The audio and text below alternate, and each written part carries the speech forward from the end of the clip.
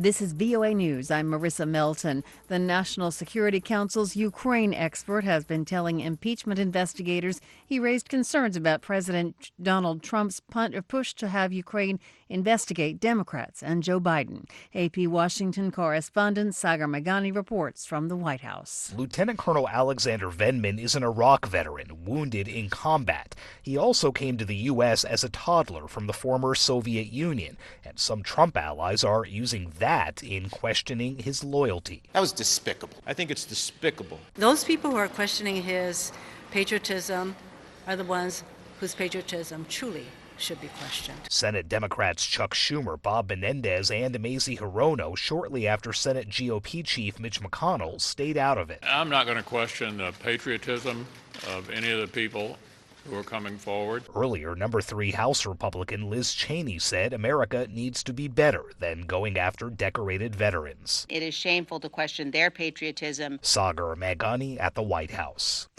U.S. consumer confidence fell for the third straight month. AP correspondent Mike Hempen has that story. The Conference Board says its consumer confidence index dropped 0.4 of a point last month, mainly due to weakening optimism about job prospects and future business conditions. However, feelings about the present improved.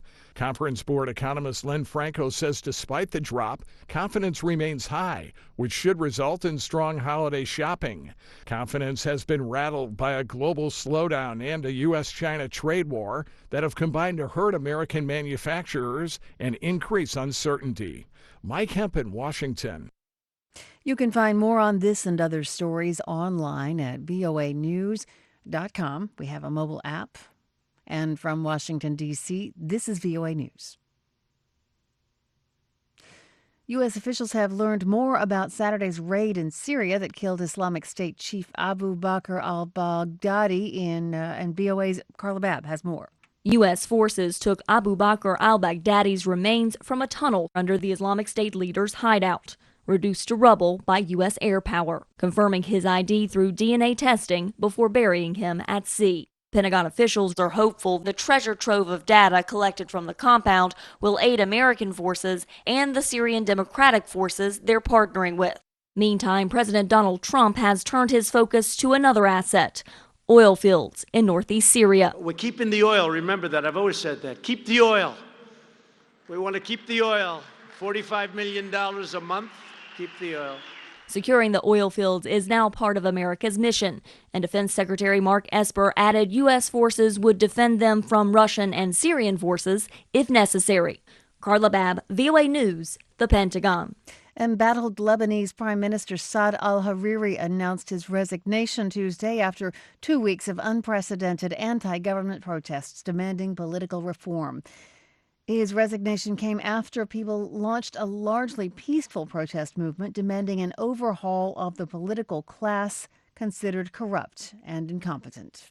A federal judge has blocked Alabama's near-total abortion ban from taking effect next month, saying the law is clearly unconstitutional. AP correspondent Shelley Adler. U.S. District Judge Myron Thompson issued an expected preliminary injunction blocking Alabama from enforcing the law that would make performing an abortion a felony in almost all cases. The ruling came after abortion providers sued to block the law from taking effect next month. Energized by new conservatives on the Supreme Court, Alabama and other states have attempted to enact new restrictions on abortion in the hopes of getting Supreme Court justices to reconsider Roe v. Wade. I'm Shelley Adler.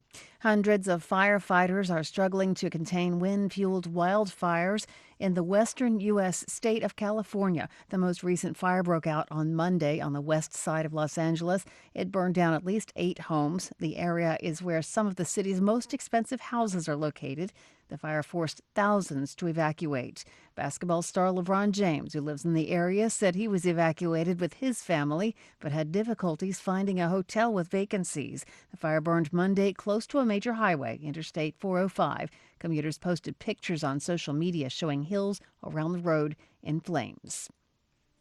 I'm Marissa Melton. You're listening to VOA News.